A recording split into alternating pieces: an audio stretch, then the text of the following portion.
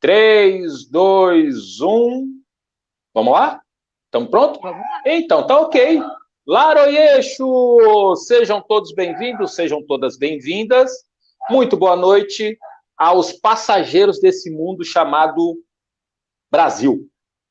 Que eu vou te dizer, como eu sempre falo toda vez que eu abro o programa, Brasil não é para amadores. E eu vou dizer mais, hein? Hoje nós vamos falar de assuntos que têm a ver com essa coisa maluca chamada Brasil. Eu recebo aqui com muito prazer a minha parceira, eu diria até mais, a minha capitã do meu time, do Conselho da Comunidade, é advogada, é secretária, é multitarefa. A mulher, olha, vou te dizer, hein, Mulher Maravilha, tu fica no chinelo perto dela. Muito boa noite, Bárbara. Tudo bem contigo? Tudo bem, Marco? Obrigada aí pelo espaço. Eu queria agradecer o pessoal também do Informe Blumenau. E aí, estamos nessa batalha de advogada, multitasking, como tu disseste, mas sempre muito bem assessorada e com uma equipe muito boa em todas as atividades. É uma rasgação de seda que vocês não têm noção, gente. É um troço assim, ó. Vossa Excelência, aqui nós não vamos tratar de doutora, esse negócio aí. Nós vamos falar desse negócio de lei antiga, lei que não vale mais, lei que já devia ter sido ultrapassada. Diga de passagem, eu não gosto de ser chamado de doutor. Foi o Pedro, não sei das quantas, que falou que nós tínhamos que ser chamado, e até hoje o povo fala, né? Então, eu não gosto. Então, é Marco Antônio, Bárbara, e eu já emendo. Quem é a Bárbara?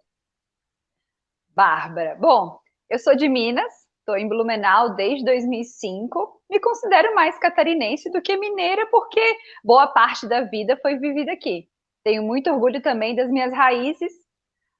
Sou advogada, me formei pela FURB em 2015 e ali especialista em direito criminal, envolvida em várias questões desse mundo criminal, mas sempre na defesa dos direitos humanos, já que a gente sabe que é uma pauta muito importante e por vezes renegada, né, Marco? E lembrando que, meus queridos, minhas queridas, curte, compartilha, manda mensagem para mais pessoas, porque hoje o assunto é muito interessante. Bárbara, eu já emendo aqui a pergunta. Hoje, você acha que nós conseguimos dividir o que é público, ou melhor, nossos governantes, e aí a gente vai entrar nessa discussão, nossos governantes hoje, eles estão preparados em separar o público do privado? Putz, Marco, mas essa é uma pergunta complicada, né? Porque, por vezes, na nossa vida a gente não consegue fazer essa separação do público e do privado. Mas, a partir do momento que você assume um cargo público, pressupõe-se que você deveria fazer essa divisão com mais facilidade. Não consigo te responder nem que sim, nem que não. Vamos usar o tal do depende. A gente estuda 5 anos, faz especialização, faz um monte de coisa para o cliente chegar para você, doutor, dá para fazer? Depende, depende, tudo depende. Já quero aqui emendar um boa noite para a Annelise, já mando um beijo para o João também, daqui a pouco tem que dormir, já estou avisando já, hein? Lindenberg, boa noite, e já deixando claro aqui, ou escuro para quem desejar, compartilha. Boa noite, Eduardo. Axé, meu querido. Não esquece de compartilhar, não esquece de dar uma moral pro preto aqui. Quanto mais gente compartilhar, mais engajamento tem. E o pessoal vai mandar pergunta aqui, vai mandar pergunta no Zap, vai mandar pergunta em tudo quanto é lugar. Já está bombando aqui. A discussão de hoje é o seguinte: 2 governadores impeachmentados ou afastados dos seus cargos. Esse afastamento, né, do ponto de vista político, eu tenho levantado essa lebre já há algum tempo. Será que é justo esse afastamento? O Witzel, por exemplo, eu não tenho nenhum apreço pessoal pelo governador Witzel. Eu não tenho apreço nenhum pela forma como ele estava conduzindo o estado do Rio de Janeiro. O governador Moisés, por outro lado, é um cara que, ao meu ver, ele não ele não foi na linha de fazer a tal da velha política, ou seja, ele foi acusado muitas vezes de não conseguir fazer o diálogo com os deputados. Coincidentemente ou não, os dois foram eleitos numa onda bolsonarista. Só foram eleitos porque existiu o Bolsonaro e vieram na onda 17. O Moisés, em especial, aqui no nosso estado, tinha o mesmo número do presidente, então aqui no estado foi 17 de ponta a ponta, né? E no Rio de Janeiro, o Witzel acabou se tornando o governador, o candidato do presidente, né?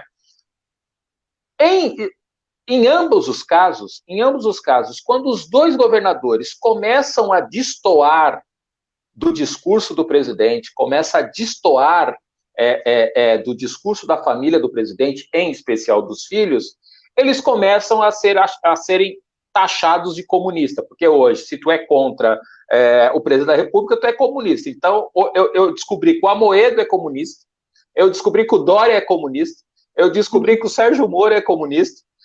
Rapaz, assim, ó, eu tô com medo de ser chamado de comunista, porque eu vou estar no barco desses caras aqui. Aí eu te pergunto, Bárbara, até que ponto a questão do impeachment está sendo usado ou é mal utilizado? Então, a gente tem que verificar, porque não se pode banalizar o impeachment. É um processo que ele serve para garantir muitas questões jurídicas, mas ele também tem que brindar, ele também tem que respeitar a questão da segurança jurídica, né, Marco? E vamos começar fazendo uma diferenciação. A questão do Witzel, ele foi afastado por uma determinação do STJ depois de uma série de operações que foram deflagradas.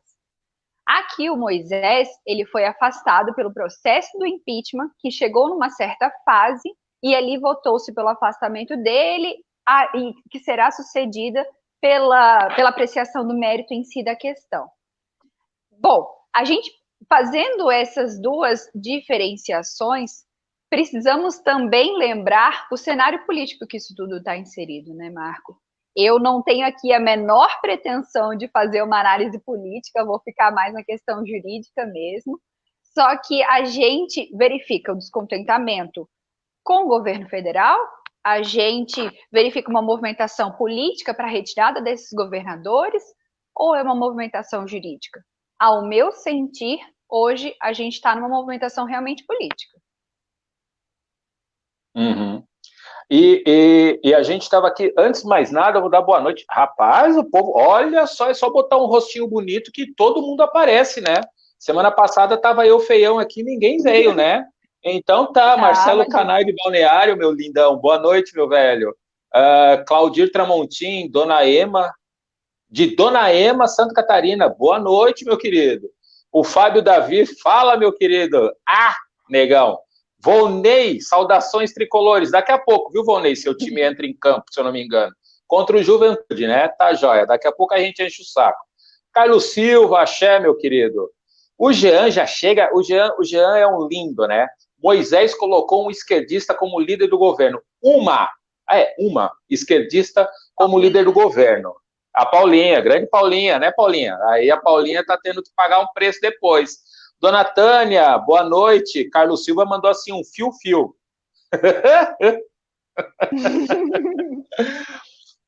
Pois é, levando em consideração, vamos tratar do Moisés primeiro, vamos falar do nosso quintal aqui primeiro. Quando eu estava ouvindo os votos dos deputados votando pelo afastamento, o que me chamou a atenção foi justamente isso que tu disse, foi um afastamento político, né? E esse afastamento político, e assim, né? Até que ponto o voto popular é respeitado?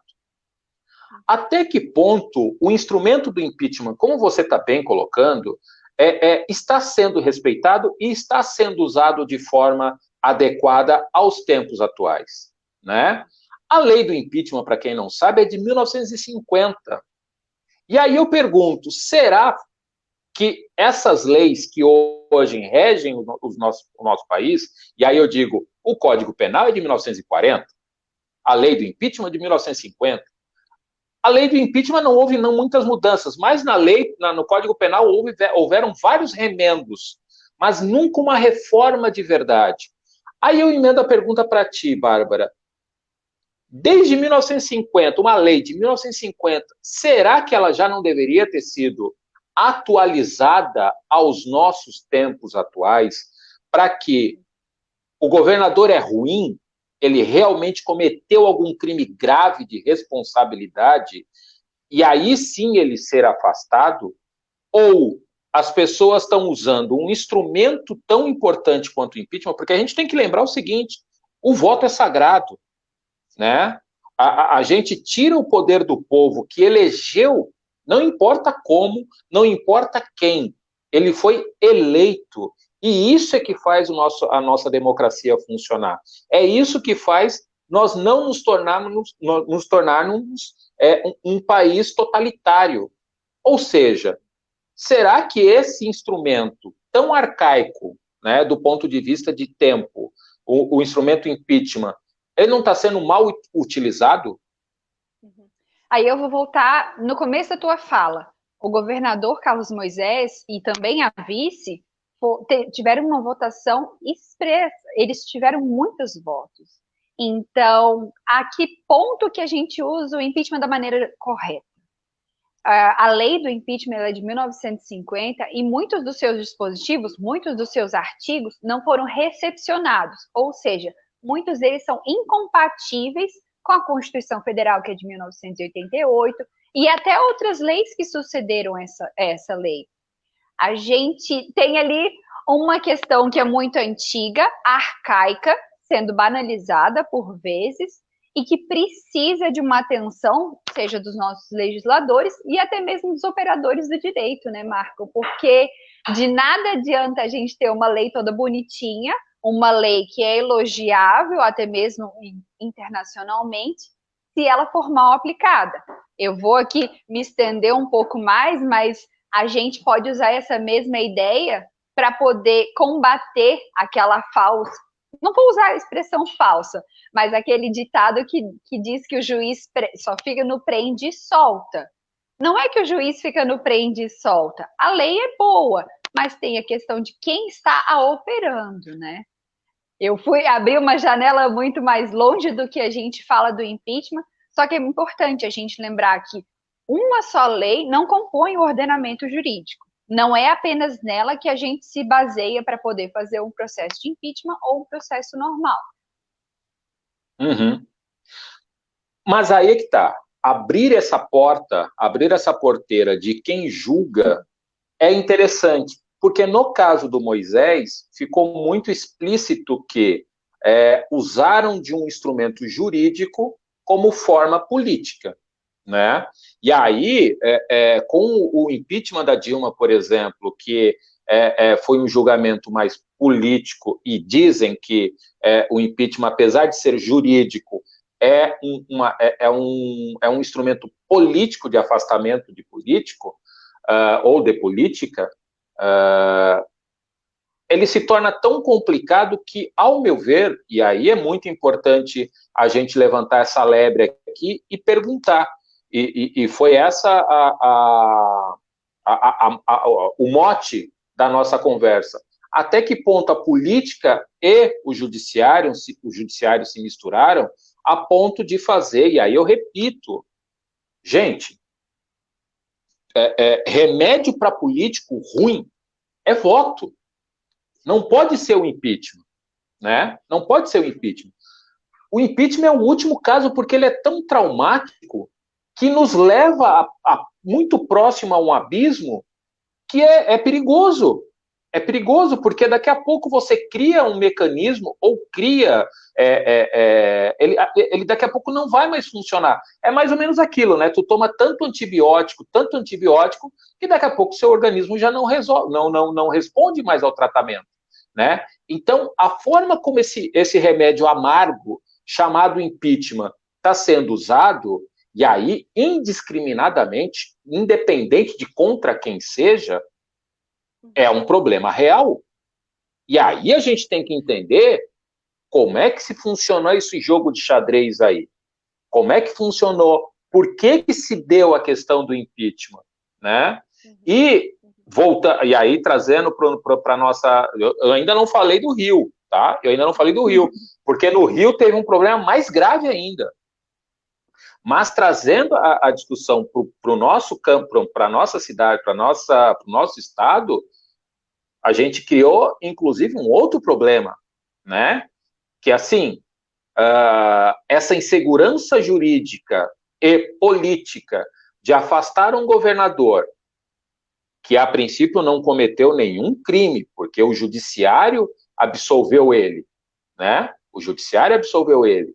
Mas, do outro lado, compondo esse mesmo tribunal, estavam os deputados que votaram pelo afastamento dele. Então, até que ponto... E vejam como é perigoso esse discurso.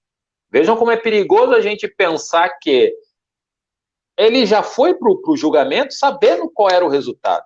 É mais ou menos o preto que vai para o tribunal, sabe? Eu brinquei ali com o pessoal que veio me encher o saco, o Moisés sentiu na pele o que é ser negão, né? Na frente de um tribunal. Claro que a parte jurídica daquele tribunal absolveu ele, mas a parte política condenou, né?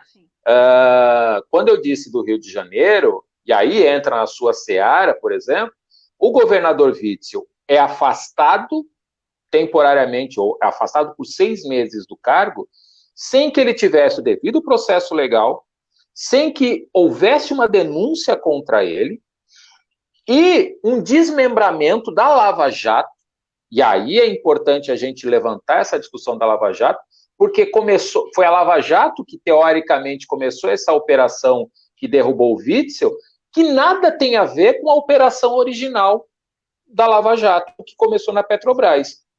Até que ponto o direito penal, não sendo aplicado, Bárbara, nos coloca em risco desse jeito?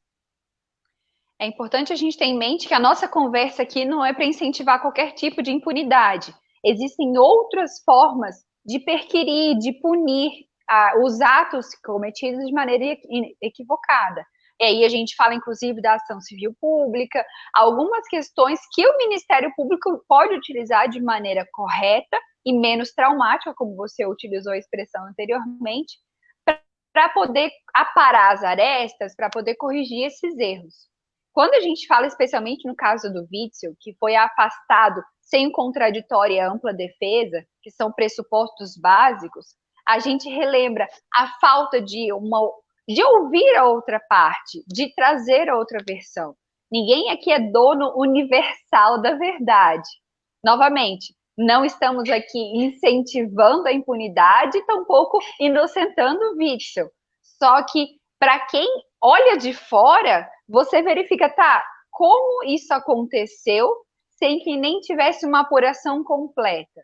Não, beleza, é uma investigação que está acontecendo há muito tempo, a operação que afastou o Witzel já é a soma de outras 3, a Tresimiden, que ela sucedeu outras 2 operações bastante complexas anteriormente, ela apura uma gama de fatos que aconteceram num momento bastante crítico no Brasil, né? Quando a gente fala em desvios da saúde em época de pandemia, a gente escancara as mazelas do ser humano, infelizmente. Só que, novamente, não é esse o motivo de um afastamento sumário por 6 meses, especialmente tratando-se de um órgão do poder judiciário que vem e passa por cima do processo de impeachment que apura as mesmas questões, né, Marco? Uhum. Fernando Krieger, o meu bruxo da produção, boa noite. A Thaisa Melo Schmitz, queridos e competentes. Bobagem, querida. Rodolfo Lindão, um beijo, querido. O Fernando coloca um questionamento aqui, que é o seguinte: esse tipo de afastamento não deveria ser somente técnico? Me parece que o lado político atrapalha no esclarecimento dos fatos. E aí, Bárbara? Concordo. Quando a gente fala nesse afastamento, vamos focar ali no processo de impeachment. Depois, para a gente poder elucidar, depois que é formada uma comissão por 5 deputados e 5 desembargadores, vota-se pelo afastamento ou pela absolvição. Aí, novamente, uma crítica à lei do impeachment. Nós temos dois extremos, ou afasta ou absolve, que foi, por exemplo, o caso da vice-governadora Daniela. Ela não continua no processo de impeachment, ela continua no poder, porque ela foi absolvida. Nós precisamos de artifícios mais bem estruturados para que essa decisão fosse menos política e mais técnica. Me reportando aos votos de alguns dos embargadores, não vou aqui perder meu tempo explicando os nomes deles, tampouco o seu posicionamento técnico, a gente verifica ali uma linha de raciocínio um pouco mais concreta, digamos assim. Não é uma crítica pessoal também aos deputados, só que a gente verifica um abismo entre os dois votos e os posicionamentos também, né? Uhum. Não, tu é polida. Eu falo, é ridículo. É ridículo. E assim, gente, eu não morro de amores pelo governador Carlos Moisés. E diga de passagem, o Witzel está sofrendo na pele o que ele falou lá atrás, quando ele assume o governo do estado. Atirar só na cabecinha. Ele tomou um tiro de bazuca no peito, para não dizer outra coisa. Entende? Então, assim, quando a gente discute a questão técnica, é porque, por mais que eu não concorde, por exemplo, né, por muito tempo começou-se a discutir aqui o impeachment, pediu o impeachment do Bolsonaro. Eu fui um dos que levantou a lebre dizendo o seguinte: impeachment, a essa altura do campeonato, é loucura. É loucura. Pode criticar ele politicamente, pode dizer que ele é um acéfalo, pode dizer que ele é inapto para estar na presidência da República, mas vai ter que aturar ele 4 anos. Eu não posso, de novo, colocar o Brasil numa situação extremamente grave com um problema, com um impeachment, de novo, em menos de 2 anos, em menos de 3 anos, né? O quanto isso é perigoso para a democracia brasileira. E é importante a gente lembrar que a democracia brasileira tem 30 e poucos anos, 33 anos, sabe? Então, assim, se nós pensarmos que essa questão do impeachment ela está sendo muito mal utilizada, é muito perigoso, porque são os mesmos que lá atrás falou tchau, querida, para Dilma, né? Então, olha como o mundo, como diz os terraplanistas aí, o mundo não gira, o mundo capota, né? Então, assim, é muito perigoso isso. Então, quando eu quis discutir essa questão do impeachment dos governadores, o afastamento dos governadores, foi muito mais para levantar a lebre do quanto é perigoso usar de um instrumento tão importante quanto é o instrumento impeachment para problemas políticos. E aí, por que eu digo que é político? O Witzel, logo quando assume a carcaça lá de governador, fala aqueles absurdos que fala e manda fazer uma faixa semipresidencial que o governo do estado do Rio de Janeiro não tinha.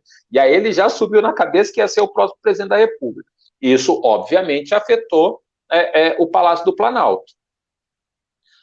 A relação dos dois, a relação do governador do Rio com os filhos do presidente já não estava lá aquelas coisas. Começaram a se degladiar, há uma investigação em cima do filho do 02, ou é o 01? É o 01, né? Em cima do 01, que é o senador, por rachadinha, que é rachadinha barra corrupção. Essa história de chamar rachadinha de rachadinha é passar pano para dizer que é corrupção. É crime de corrupção, isso tem que ser falado em letras garrafais, sabe? Porque senão também a gente diminui o valor do crime, né? A gente diminui o valor do crime. E aí tu olha o vice-governador do Rio indo lá em Brasília pedir a benção do presidente para voltar e se tornar governador. Aí em Santa Catarina acontece a mesma coisa. A vice-governadora já rompe logo, quase no início do governo do Moisés, porque também não a relação, né, a relação entre a família Bolsonaro com o Carlos Moisés, né, foi para as cuias, saiu para o ralo abaixo. O governador se colocando como uma figura um pouco mais humana, para umas questões mais pessoais, e aí o Jean vai dizer que ele estava se tornando um pouco esquerdista, não indo ao encontro da extrema-direita, como é muito colocado aqui em Santa Catarina, também caiu, né?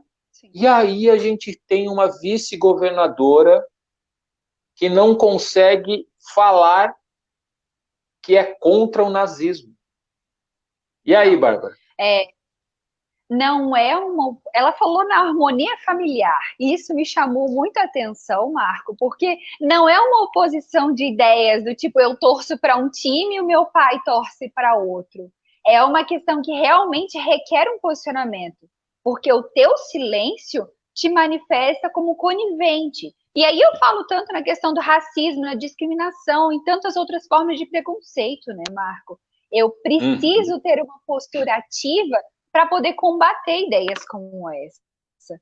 A partir do momento, ao meu sentir, que quando ela silencia no questionamento do jornalista sobre o histórico do pai dela, que flagrantemente tem apoiado a questão do nazismo e negado o Holocausto, a gente não pode ter esse silêncio. Esse silêncio é sepulcral, ele realmente fere muitas bases do que a gente tem dentro do nosso sistema jurídico, até porque ovacionar o nazismo é crime, né, Marco? Está na lei de racismo. Então, a gente não pode fazer perpetuar essa ideia. Precisa, sim, de um posicionamento. Eu sou contra ou, infelizmente, se é a favor, aí que vai arcar com a justiça, né?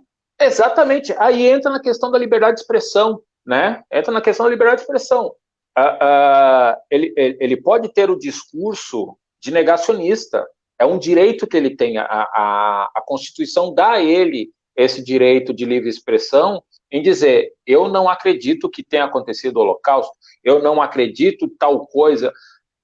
Por outro lado, exaltar, né, algo que já foi e é tipificado como crime.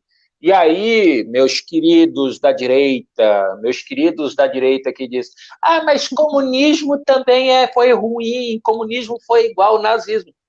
Querido, nós estamos sendo técnicos. Tipificação penal. É crime exaltar o nazismo. É crime. Se hoje vocês votaram numa gama de malucos para serem deputados federais, peçam para que eles e o Carlos Bolsonaro, o Eduardo Bolsonaro, eu vi que ele apresentou um projeto de lei criminalizando o comunismo, né? E aí eu vi que ele apresentou um projeto de lei, tá tudo certo, passa, tenta passar lá no Congresso, tá tudo certo. Aí sim vira crime, aí sim você pode dizer que é a mesma coisa, que os dois lados estão errados, que o cara que fala de nazismo tem que ser preso, mas o cara que fala de comunismo também tem que ser preso. Até isso acontecer, a única coisa que é crime é enaltecer, é usar suástica, é fazer qualquer alusão ao nazismo, é crime. E o que me chamou a atenção, não sei se tu viu, Bárbara, mas aí agora no final da tarde a governadora soltou uma nota porque a associação israelita foi para porrada com ela, foi lá dar de dedo na cara dela, né, pedir explicações. Sabe o que me deixa mais injuriado com isso? É que um monte de gente comete racismo e os negão grita pra caçamba, né? E ninguém volta atrás nas declarações, ou se volta, veja bem se alguém se sentiu ofendido.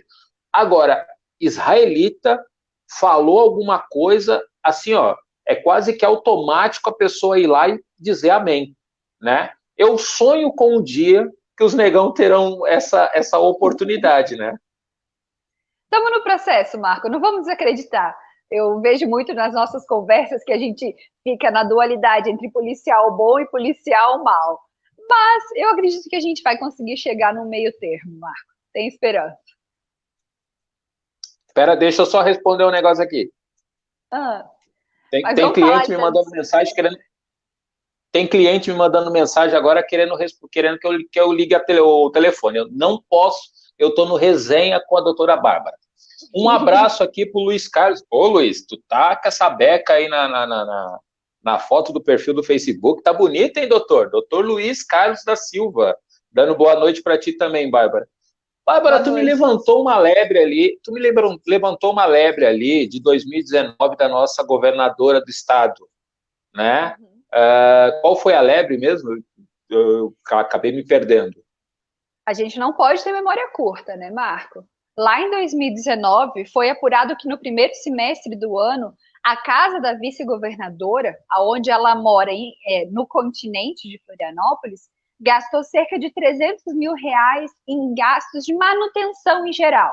Eu até vi uma reportagem, agora resgatando essas informações, que elencava, por exemplo, gastos com jardineiro, porteiro, manutenção preventiva. Até aí, a gente verifica que os gastos são altos realmente, só que tem que lembrar uma coisa, um agravante, digamos assim. Santa Catarina e só. Ai, me fugiu o estado, não vou falar para não errar. São só 2 estados no Brasil que mantêm uma casa para o vice-governador custeado pelo governo. Até que ponto que isso se faz realmente necessário, né, Marco? Mais uma das nossas imoralidades com gasto público. Eu acho tão maluco porque assim, né? Essas pessoas elas foram eleitas com o discurso da nova política, né? Vamos fazer tudo novo, não vamos fazer conchavos, não haverá negociatas de cargo, será um governo extremamente técnico, né? E o que a gente vê não é isso, não é isso. E aí eu pergunto para a Bárbara, cidadã, não a advogada, tu vê futuro? Ou você, por exemplo, estamos em época eleitoral, né? Tem aí os candidatos a prefeitos e tal, muitos com esse discurso moralista de que não haverá conchavo, que vai governar pelo bem público e tal.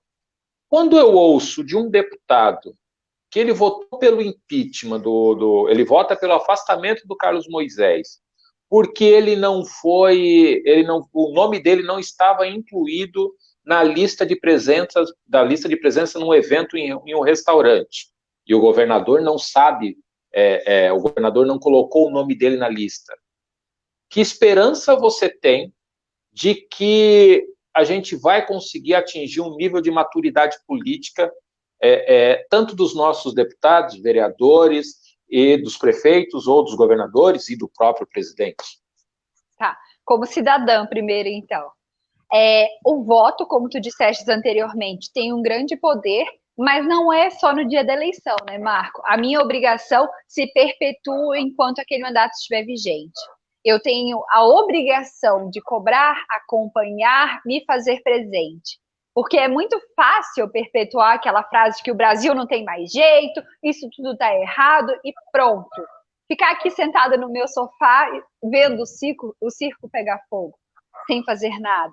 Não dá, a gente tem que quebrar paradigmas. Novamente, para eu me posicionar contra o racismo, eu não posso apenas me manifestar em silêncio. Eu tenho que ter alguma força ativa. Para eu me posicionar contra a corrupção, eu também tenho que ter uma força ativa. Eu também tenho que ter um movimento nesse sentido.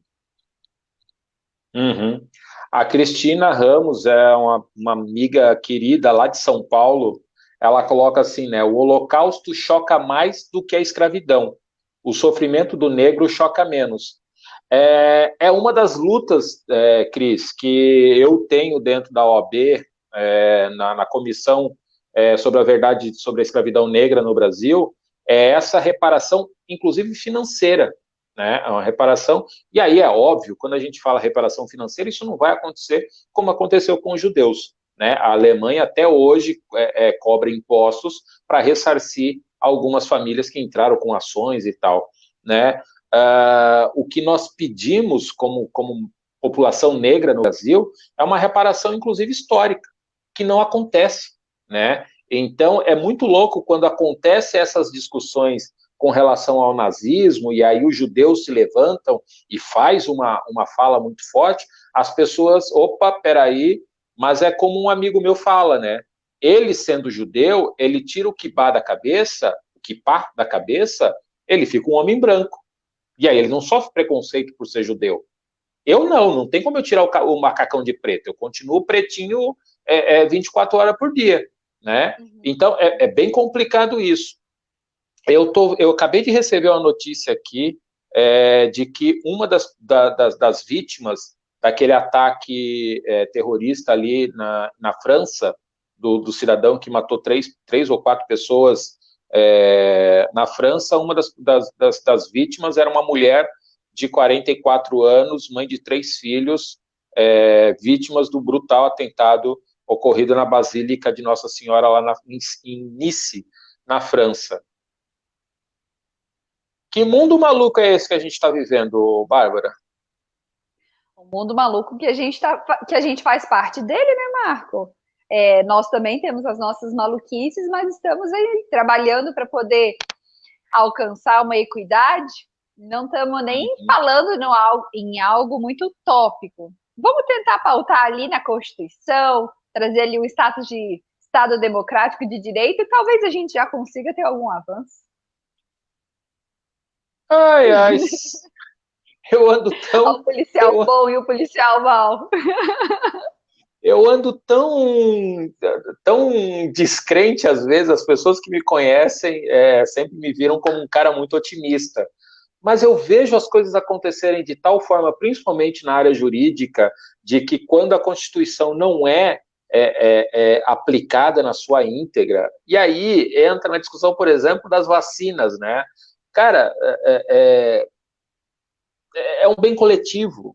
Nós estamos falando de bem coletivo, então não tem como você desassociar uma coisa da outra.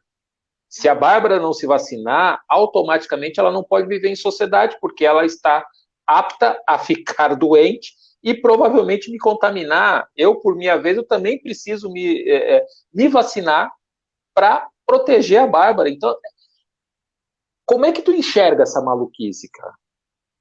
Nós temos direitos indisponíveis, né, Marco? A vida, por exemplo, é um deles. E para garantir a vida, para poder garantir a saúde, passa também por essa questão das vacinas, né, Marco? A gente vê muitas movimentações nesse sentido. Ah, não, eu tenho que ter a minha liberdade, liberdade de expressão, tantas outras liberdades que a gente pode elencar aí nesse histórico, mas o X da questão eu preciso pensar no coletivo.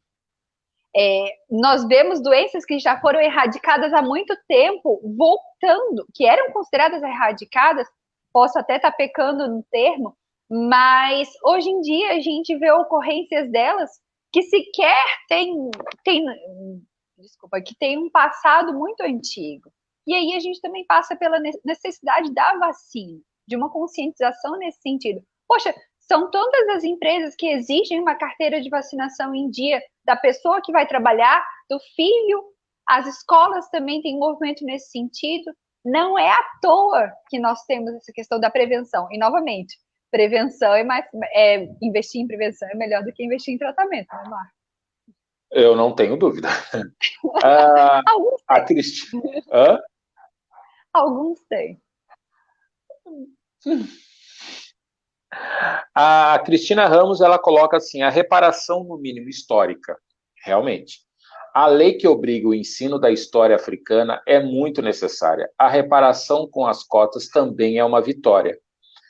Cris, assim, eu vou lhe dizer que aqui em Blumenau essa lei não é cumprida. No estado de Santa Catarina essa lei não é cumprida. Eu vou além. Poucos municípios no Brasil aplicam essa lei. E eu digo municípios, porque os estados também não fazem, mas se a gente pensar que se a gente trabalhar a questão da reparação histórica a partir do ensino fundamental, ensinar para as crianças a história real dessas gerações antes para essas crianças, eu tenho plena convicção de que a gente consegue dar um passo à frente e aí talvez a gente consiga formar uma nova geração ou formar novas gerações que não cresçam homofóbicas, que não cresçam racistas, que não cresçam machistas, porque senão acontece como está acontecendo lá em Florianópolis, né? Que o prefeito foi pego de calça na mão, que o prefeito foi pego de calça na mão e se condena a mulher, não condena o prefeito, né? E eu tenho visto muito dessa condenação, porque a gente vive nessa sociedade machista. Então, às vezes eu fico meio preocupado, né, em criticar ou ir para um embate político com a governadora, porque, querendo ou não, é a primeira governadora do estado de Santa Catarina, né? Então, isso precisa ser levado... Hã? Não dá para passar a mão na cabeça também. A gente precisa de uma postura com lisura, né? É exatamente isso. E aí entra no que a doutora Bárbara, que a Bárbara acabou de colocar. Olha o vício de linguagem, né? Entra no que a Bárbara acabou de colocar. Não é o fato dela ser mulher que dá o direito a ela de não se comportar como uma chefe de Estado, né? E aí, ser chefe de Estado é o seguinte, querida, o governo do Estado de Santa Catarina tem que ser contra o nazismo, ponto. Ponto, não tem discussão. Ela representa o Estado, né? Ela não governa para poucos, ela governa para todos. Assim como o presidente da República, assim como o prefeito da sua cidade. Então, assim, a gente está quase chegando no finalzinho da nossa conversa, da nossa resenha, que passou muito rápido. Qual é a mensagem que você deixa para essa galera, Bárbara, do ponto de vista político, politizado, sem que a gente entre no mérito partidário, levando em consideração, e isso eu tenho perguntado para todos os convidados de quinta-feira, qual é a mensagem que você deixa para essa galera que vai votar agora para prefeito e para vereador? Sim. O teu papel não se exaure, não termina no dia da votação. É bonitinho ficar ali nas redes sociais usando o filtro do candidato, compartilhando as informações que ele multiplica nas suas redes sociais, só que não, o engajamento não termina aí. O engajamento vai além do dia 15. Ele vai naquele dia que você precisa de um serviço público e não tem disponível médico, você tem a obrigação de noticiar essa informação. Passa também pela necessidade de você zelar pelo ambiente que você frequenta. O teu filho na escola pública, por exemplo, não é a sua obrigação somente deixar na porta e ir embora. Não, é cobrar, é ser parte ativa, é mostrar a necessidade de termos algo diferente. Uhum. Galera, assim, ó, ela faz ela sempre fala, a gente brinca que ela é a policial boa e eu sou o policial mau. Eu digo o seguinte, prestem atenção nos discursos moralistas. Moral demais na política dá no que está dando, entende? Nem tudo que é moral é legal, e nem tudo que é ilegal é imoral. Eu acho que eu confundi a frase. Vou refazer a frase, eu estou meio loucão aqui. É o café. Nem tudo que é legal é moral. É isso que eu queria dizer. Nem tudo que é legal é moral. Tá? Então, prestem atenção em candidatos que usam da legalidade para serem imorais. E aí, essa imoralidade é com um bem público. É com um bem público.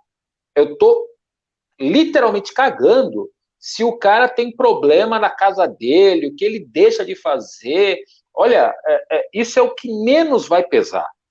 O que eu não posso ter é um presidente da República, por exemplo, usar da estrutura investigativa, usar o GSI, usar a nossa inteligência interna, usar o nosso serviço secreto para tentar salvar o filho de um crime de corrupção.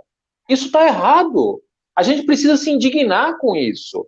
Isso sim é um crime de responsabilidade que pode dar uma cassação de mandato do presidente da República. Óbvio que precisa dar a ele todo o direito à explicação, dar a ele todo o direito de ampla defesa, não fazer como estão fazendo com os dois governadores, tanto daqui de Santa Catarina como do Rio de Janeiro, que são aberrações jurídicas, que são aberrações políticas, né? Então, remédio para político ruim é voto. Então, meu querido, então, minha querida, a Cristina coloca aqui, por isso que eu digo que a luta aí é bem mais difícil e necessária do que aqui em São Paulo. Força! Quem não tem proposta de governo fala de Deus. Pois é, né? Coincidentemente ou não, o Robinho, para se defender das acusações de estupro, se pegou em falas da Bíblia. O senador que foi preso com dinheiro na bunda fala que está apegado a Deus e confia em Deus para ser absolvido. Quando também mistura muita religião com política e crime, também desconfie, né? É muito importante quando eu digo que todos temos que ter a religiosidade em dia, aqueles que acreditam ou não, beleza. Aqueles que usam a religião como poder, aí a conversa é outra, né? Aí a conversa é outra. Bárbara, eu quero te agradecer muito por essa conversa, foi bem bacana. O pessoal me mandou mensagem aqui, eu fico olhando assim, ó, vocês percebem que a minha cabeça fica para cima e para baixo, porque o computador está aqui embaixo aberto, com o Zap aqui bombando também. Foi muito bacana, vários elogios aqui dizendo que foi esclarecedora a forma como a gente tratou desse assunto. Eu vou voltar ao tema eleições do ponto de vista jurídico, para tratar também de questões técnicas. Por incrível que pareça, tem muito candidato tendo a sua candidatura impugnada porque está indo preso. E aí a gente olha para dentro do partido que ele faz parte, são os partidos ligados à moralidade, aos bons costumes, essa coisa toda. Então, assim, é muito louco que tá. Eu estou dizendo, o Brasil não é para amadores. Viver nas... Aí, ô Cris, não é só Santa Catarina que é complicado morar aqui. Não, eu adoro Santa Catarina, eu adoro Blumenau, é uma cidade que me dá... as contradições dessa cidade é muito legal de ter. Mas o Brasil tá muito louco. Aí é São Paulo. O Russomano tirou o Bolsonaro do jingle dele. Não era para falar, mas eu já falei. Tirou o homem do jingle, não quer assumir o cara, velho. Então, assim, aí fica com vocês. Aí é vocês que se virem aí em São Paulo. Marco. Não vou perder a esperança. O Luiz está falando, adorou. Parabéns, doutora Bárbara. Manda parabéns para mim também, doutor. Gente, muito obrigado por essas horinhas que a gente estava aqui. Debate muito interessante. Parabéns. Doutora Bárbara é uma profissional ímpar na região. Meu grande amigo Marco, sensacional. Parabéns. Obrigado mais uma vez. Que sejam todos presos antes de serem eleitos. Amém, Cristina. Amém. Gente, muito obrigado pelo resenha dessa noite. Eu não tomei cerveja, eu tomei café, mas eu vou tomar uma antes de deitar, porque eu também sou de ferro, eu não sou de ferro. Um abraço a todos, até a semana que vem com Resenha de Preto, axé para quem é de axé, amém para quem é de amém, e muito obrigado, Bárbara, por essa oportunidade. Eu que agradeço, Beijo, Marco. Precisando, estou disponível. Beijo, tchau, tchau, gente.